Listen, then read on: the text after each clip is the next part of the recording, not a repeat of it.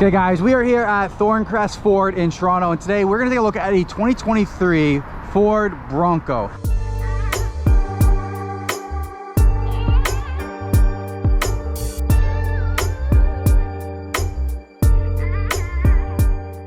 Now this one is the Outer Banks Sasquatch package, so kind of a mid-tier one.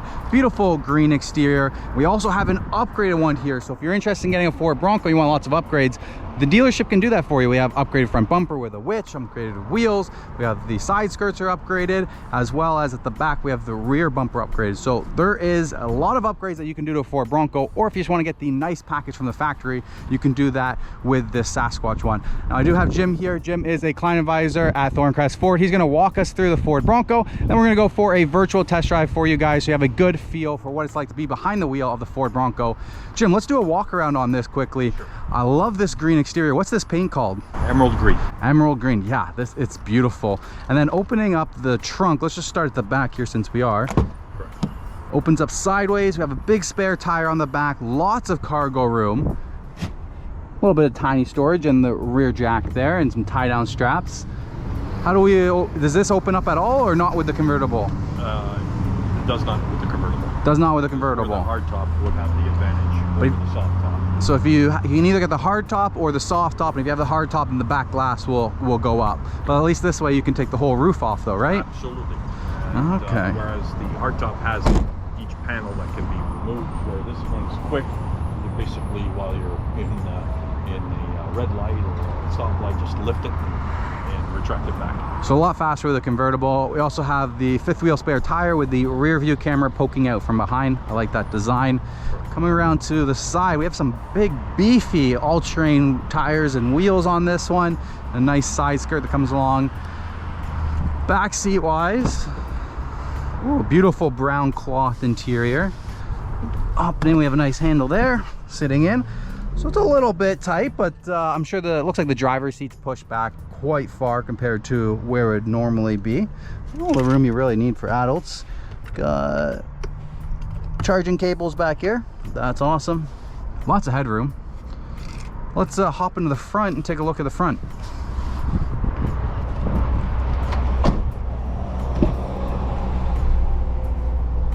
I really like this interior. I like the blue stitching that is everywhere. A little bit blue highlights on the side here. Jim, what's the engine in the Ford Bronco?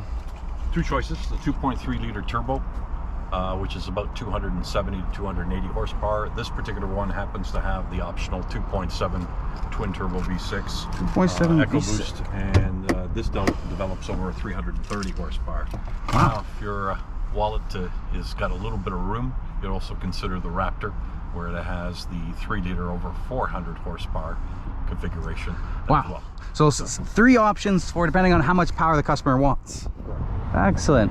Come around to the front. I like how we got like some tow handles or something for some straps. So if you happen to have a configuration when you tie down, let's say, a canoe or any other items, you could do that as well. And the little slot goes there. Have a strap there, so that's awesome. Yeah, big nice V6, some nice little turbochargers on the side there. So about 330 horsepower, you were saying? That's correct. Oh, I'm excited to get a feel for it. I feel like with a bigger vehicle like this, you kind of need a little bit extra horsepower there if you want to, you know, get up to go. It's got a lot of get up and go. It's for your consideration.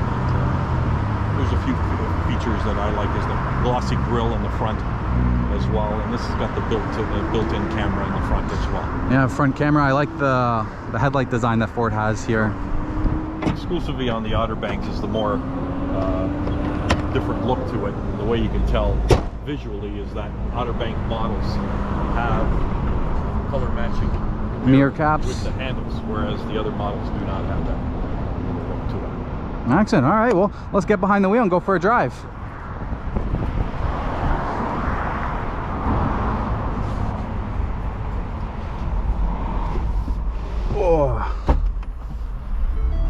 I love having a max AC button. It's my favorite button in all cars. I like how the climate control isn't in the infotainment screen. We have physical buttons for all the climate control there. So many other cars are putting it all in there, and I like how it is not. We have actual buttons for it. All right, let's get set up with all the mirrors and everything.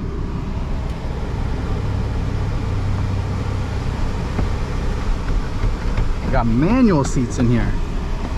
Rugged, I like it.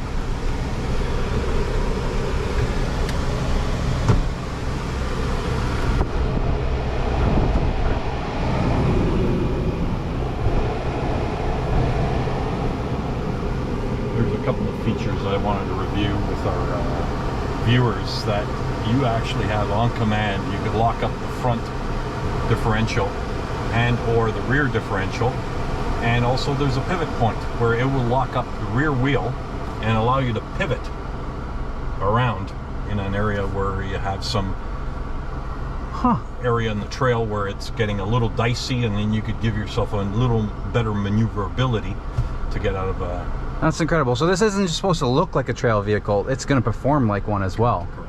And the ability to put a little GoPro camera is right there. Right there, wow. And also a USB port to plug it in as well. And charging. And It's got you ready for your activities, you know, help you record and everything. USB chargers there. And actually, you can also take advantage of any of the trails that have been recorded and plug them in. And so you happen to be in a certain area, like a park, where you have that capability of driving there, and it will give you the waypoints of what to do while you're driving. That's incredible. Wow. Okay, let's get set up with the steering wheel. Let's adjust the mirrors. How do I do that? Right here. So they the put mirrors over in here. Yeah, everything's in the center, windows and everything. That's right. So if you had to take the doors off, which these are capable of doing. So just like a Jeep, the doors are going to come right off if you wanted. And you can also have the option of putting tubular doors as a separate feature as well. And you could wash this because there's actual drain holes in this vehicle that you could put in here. And, so if you take the doors off, you get it extremely muddy, then you can go through and wash everything. Correct. That's amazing. And then we have a goat mode for... Go over any terrain. So you can select over any two-wheel drive. Yeah. So you have your two high, of course, as we're driving today. Mm-hmm. You got your 4 automatic. Okay. And then your 4 high and your 4 low. Now, just like turning a cheap TV channel, you could see as you change the capabilities of what driving specifics you want in the vehicle. And as you can see, when we get into slippery and snow, the 4-wheel drive automatically kicks in as well. Oh, amazing. And of course, you know, you can sort of select which way you want to go quite easily and switch back and forth. That's incredible. So it is definitely an all-terrain vehicle. Correct. We're not going to be doing any mud driving today, but we're going to go for a little highway driving, get a feel for it, for what it's like with just normal driving before you're going to hit the trails. But you know it's capable of handling all of that. Wow, I like the shifter. We are in drive.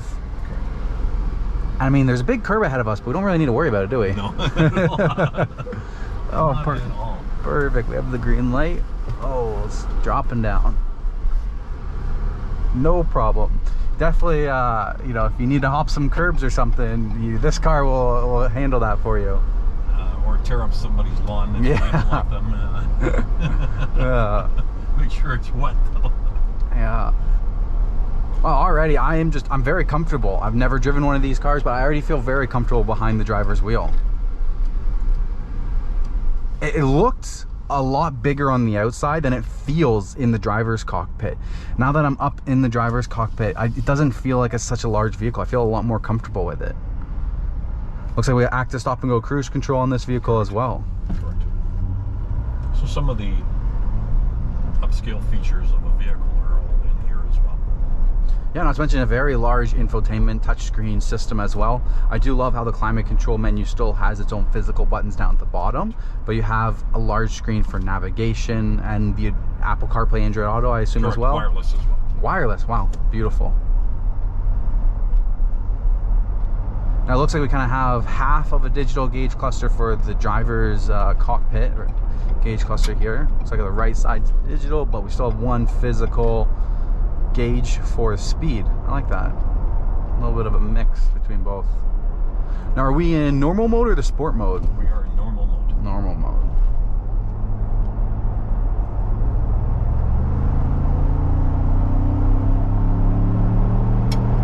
Well, getting up to speed's no problem with this one. And you can still have more to give. Yeah, that was probably about 60-65% of the pedal, and there's definitely a lot more there. Well, I'm very impressed with the handling. I thought with the all-season tires and the bulkiness of this car, it'd be a lot more rigid, but I'm actually pretty comfortable. I mean, with the convertible, there's a little bit more road noise, but you know, you plus and minus to everything, right? Convertible is going to provide a lot more convenience in the summertime. It's August. Today would be a beautiful day to have the doors off and the roof off if you own the vehicle. Right.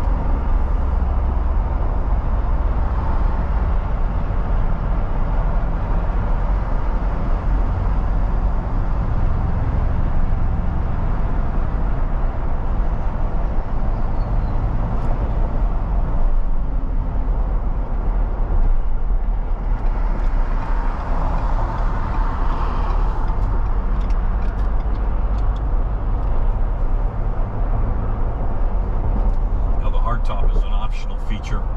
It's about $1,700. About $1,700. Okay. So it's not something that you're ordering in from the factory. It's something that you're going to install at the dealership once it comes in. Actually, you can order it from the factory, or you can have both. Okay, excellent. So it's nice to know that maybe if you're looking at picking something up that's in stock and didn't have it, you can always add that on. Correct. Doesn't have to be a fresh order from the factory to get it. Correct.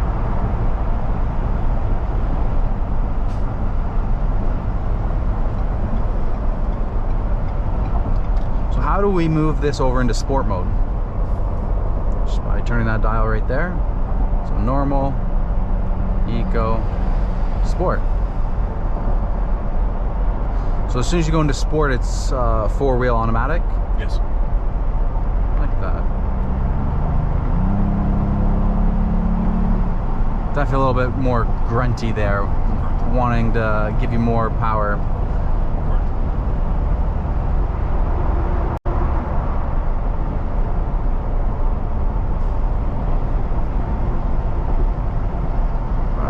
Testing out the cruise control.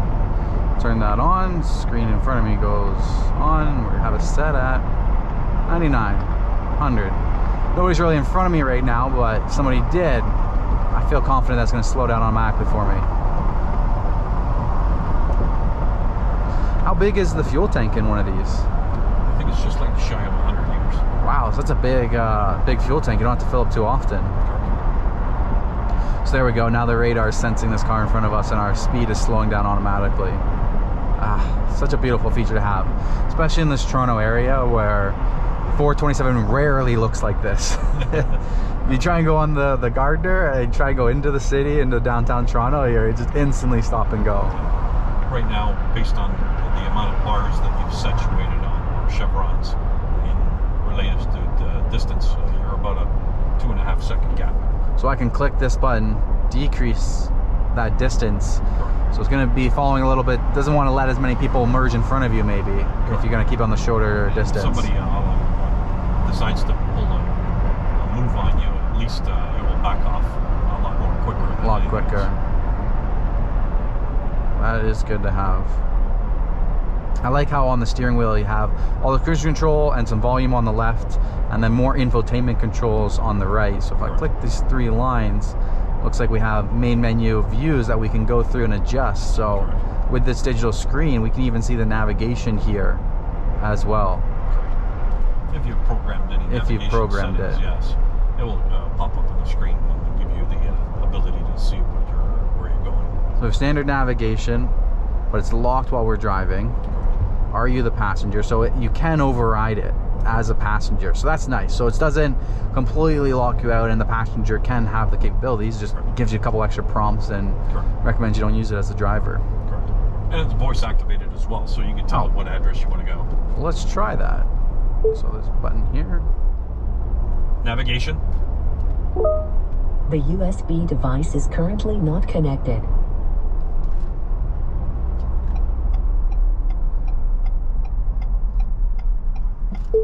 Navigate to Thorncrest Ford.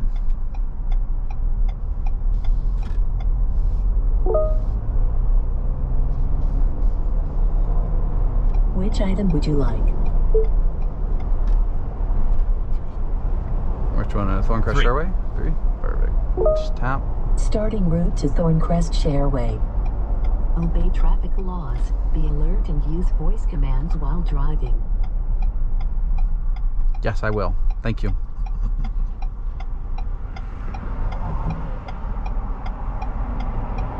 I can even cancel the route up on here. Yeah, that's correct.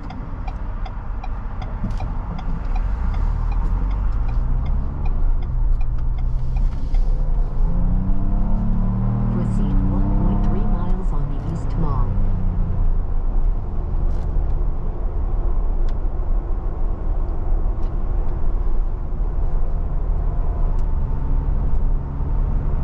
This is a fun car to drive.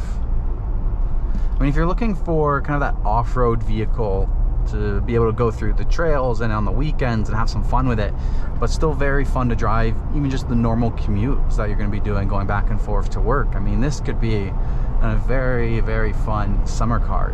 I can only imagine having the roofs off, having the doors open. Turn it on. Yeah. So breadcrumbs is a feature that you can activate or deactivate. It's strictly up to you. That's pretty cool that there's, if we can go into the map settings, that there's one for breadcrumbs to let you know the way that you came from. My girlfriend needs that for sure. I'm always good to know where I came from, but she, it's so easy to get lost. She's like, wait, did we come this way? I don't know. So there's 3D. Got it in 3D mode as well. Oh, excellent.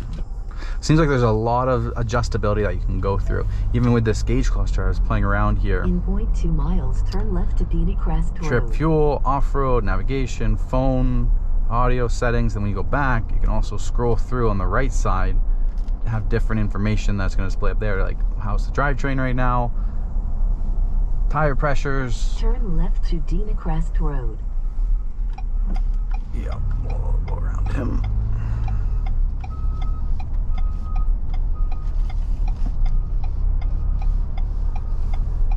In 0.2 miles at the end of the road, turn right to Calgarth Road, and then turn left.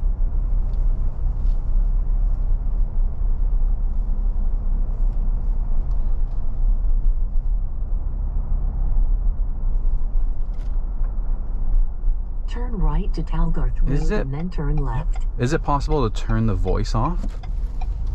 Yes, you can.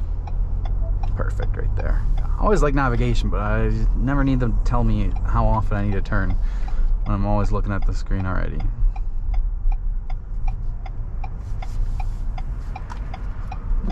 I had an interesting story from a customer about navigation prior to navigation ever coming out, and he had unfortunately his companion, she was quite not very well directionally challenged, so she got on Yorkdale, got onto the 401 instead of proceeding west to go to Mississauga. She proceeded to go east. No. And where she was living, to go from Yorkdale to Mississauga was roughly about a half an hour drive. So her husband was telling me how he contacted her after about an hour and 15 minutes and asked where she was. She says, I'm trying to get there. Well, you should have been here by now. And she says, well, I'm trying to get there. Okay, can you tell me where you are? And as she was portraying what streets she was passing, Right? she was practically at Pickering. Oh my gosh. And if he had not called her, How she far did would not she have look gone? at her gas gauge. She was at 5 kilometers to empty. Oh my gosh. So that wasn't fun. It reminds me of when I was in high school, I mean, over 10 years ago now, before even the iPhones had the maps and stuff. So Correct. I didn't have any maps or anything. And I remember I broke the differential in my car. So we were stranded. The car just wouldn't drive anywhere. I called my friend. I'm like, hey, I'm on this road. You know, and I had told him, like, yeah, we haven't passed Davis yet. We were on, like, out near Mount Pleasant, just middle of woods, basically, so far away from anything, no payphones, no anything like that. And I remember being like, yeah, we're on this road, you know, drive to Davis and then head south. Little did I know we were north of Davis.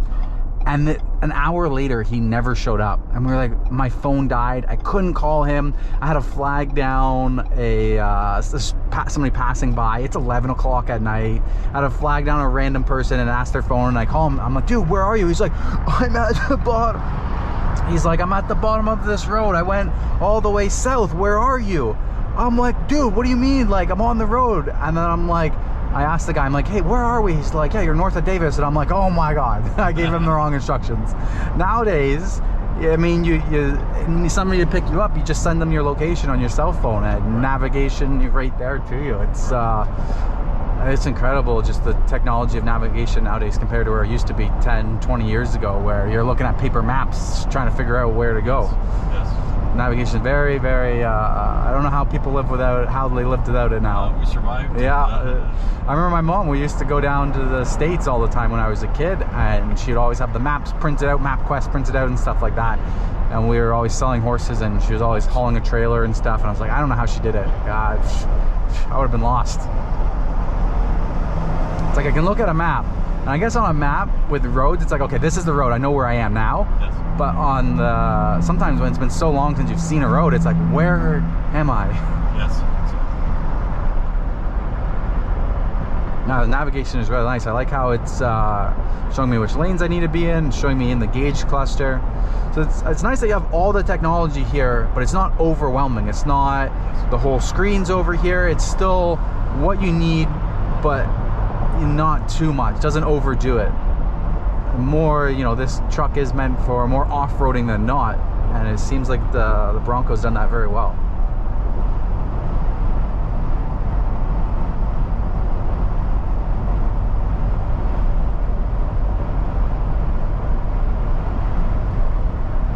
I also love this this handle they give you for the passenger side and the driver's side. There's a good one here. Yeah, there's also one on the passenger side. So, holy crap, man! Yeah, the holy shit handles. Well, you need to hang on.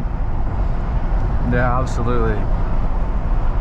I can't believe this is already such a very nice interior, and I'm sure when you go up to trims, maybe you get the leather seats on it. Correct.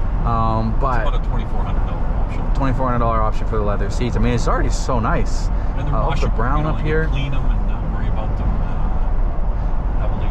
That's it's a clean finish where you get to, if you had to do some cleaning to it, it's easy. That's very important. We also have heated seats, heated steering wheel, so Canadian winters, you're going to be comfortable. Correct. I mean, if you're considering one of these, you're considering a Jeep, and I mean, the Ford Bronco gives Jeep a good run for their money here. I mean, yeah, after experiencing this is definitely be something that I would consider if I'm looking for this kind of vehicle. I love how the Bronco badge is kind of the reverse Mustang badge.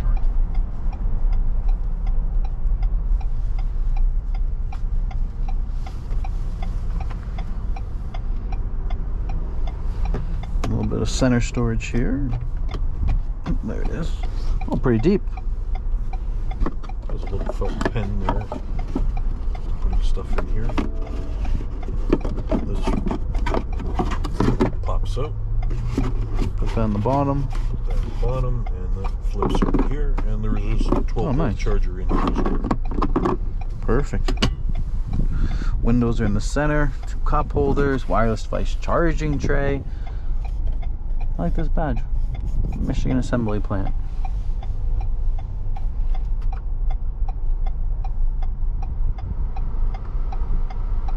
Front camera pops up.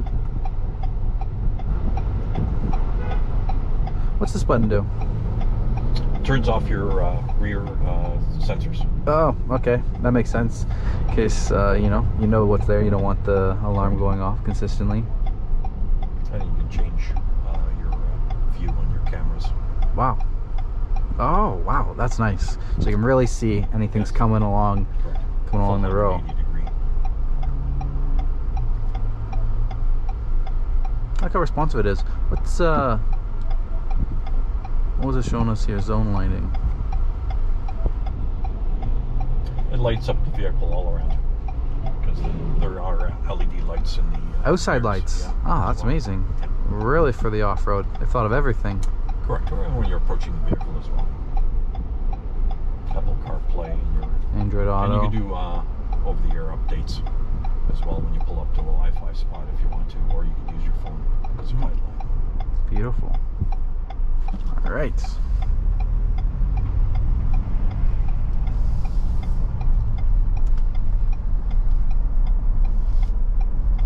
All right, as we head back to the dealership, guys, don't forget to reach out to Jim. Email is going to be down below. If you guys are interested in purchasing Ford Bronco or any other Ford, feel free to send him an email. He'll help you out. Make sure you tell him that you guys watch my video so he knows where you're coming from. I'm going to leave all the links in the description down below. I guess that pretty much sums it up. I got a little bit of traffic here, and you guys have a good virtual test drive experience of a Ford Bronco. Lots of different options that you can get with this car. Thank you guys so much for watching. Please smash the like button, subscribe to the channel, and come visit Thorncrest Ford if you're in the Toronto area. I'll see you guys on the next video.